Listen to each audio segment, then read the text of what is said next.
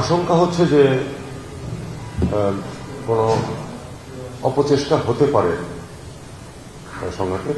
সেটার ডিটেলস হয়তো home ministry লোকজন আরো ভালো বলতে পারবেন, ডে টু ডে প্রোগ্রেস আর কি। কিন্তু আমরা মনে করছি যে কোনো যদি বিপদ বা এই ধরনের কোনো সংঘাত হয়, নর্মালি হওয়ার কথা না, কারণ যারা নির্বাচনে অংশগ্রহণ করছেন তাদের কার্যকলাপে যথেষ্ট সংযমের পরিচয় দিচ্ছেন।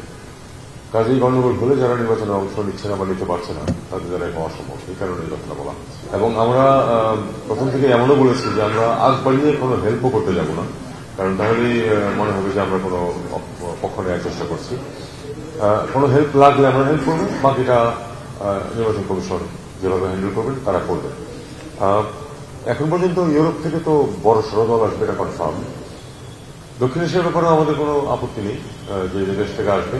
অবশ্যই হয়তো কিছু স্ক্রুটিনি হতেই পারে যদি কোনো যারা আসলে নির্বাচন অবজার্ভার না করে অন্য কোনো কাজের উপর আসার চেষ্টা করে, সেটা হয়তো হোম মিনিস্ট্রি এবং মিশনগুলো মিনিস্ট্রির নেতৃত্বে দেখবে।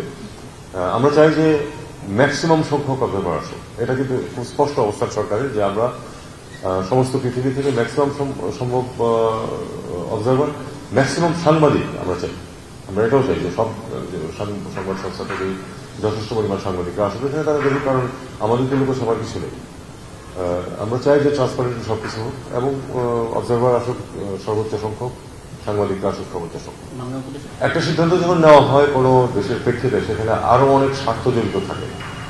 তো এইটুকু শুধু জেনে রাখুন যে আমরা এটা চেষ্টা করেছিলাম যাতে করতে না হয়, কিন্তু আমাদের অন্যান্য স্বার্থের কারণে আমরা এটা করতে শেষ পর্যন্ত সিদ্ধান্ত নিয়েছি যে আমরা এই ৭৯,০০০-কে বাংলাদেশের পাসপোর্ট দেবো। পাসপোর্ট মানে এই না যে সে বাংলাদেশের নাগরিক। পাসপোর্ট কিন্তু যে কোনো দেশের নাগরিককে পাসপোর্ট দেওয়া যায়, এবং এটার উদাহরণ প্রচুর আছে সমস্ত পৃথিবীতে। অন্য দেশের নাগরিককেও আপনি পাসপোর্ট দিতে পারেন, একটা পারপাসে সে গেলেও ইত্যাদি ইত্যাদি। আমাদের মূল বিষয়টা হচ্ছে যে এই মানুষগুলি মিয়ানমার থেকে এসেছে, তারা একুইসিটি নিয়ে তারা গবেষণা করতে থাকে, সেটা হলো অন্য জিনিস।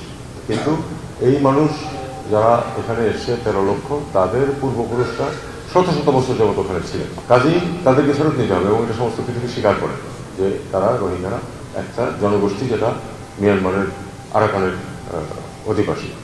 তো আমাদের সেই পয়েন্ট অফ ভিউ থেকেই এটাকে ডিল করতে হবে, এবং এইসব টেকনিক্যাল ইস্যুর কারণে আটকে থাকবে না। আমরা যদি তাদেরকে ফেরত দেওয়ার মতো পরিবেশ সৃষ্টি করতে পারবে, সেটা করতে গিয়ে আমাদের আরো অন্যান্য অনেক কাজ আছে। এইসব ছোটখাটো টেকনিক্যাল সাথে আটকে থাকে। এই ধরনের কোলাবোরেশন তো হচ্ছে। যে একটা ফ্যাক্টরি যদি হয়, একটা ফ্যাক্টরি হওয়া তো আসলে ঠিক পররাষ্ট্র মন্ত্রণালয়ের বিষয় না। এখন যদি অন্য কেউ যেটা প্রশ্ন তুমি করতেছো, অন্যদের, এখন বিষয়টা হচ্ছে যে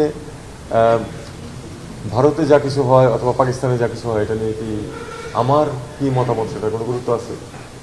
নাই। আপনার সরকার ব্যবস্থা কাঠামো না বাংলাদেশের কাছে? না, বাংলাদেশের ক্ষেত্রে বাংলাদেশের জন্য যদি বাংলাদেশে যদি কোনো একটা কিছু ফ্যাক্টরি ইন্ডাস্ট্রি কিছু করার চেষ্টা করে, চিন্তা করে, বা সেট আপ করে অন্য একটা দেশের সহযোগিতা, সেটা বাংলাদেশ নিজের স্বার্থে নিজের সিদ্ধান্ত নিয়ে করবে। অন্য কে কি মনে করবে তাদের কিছু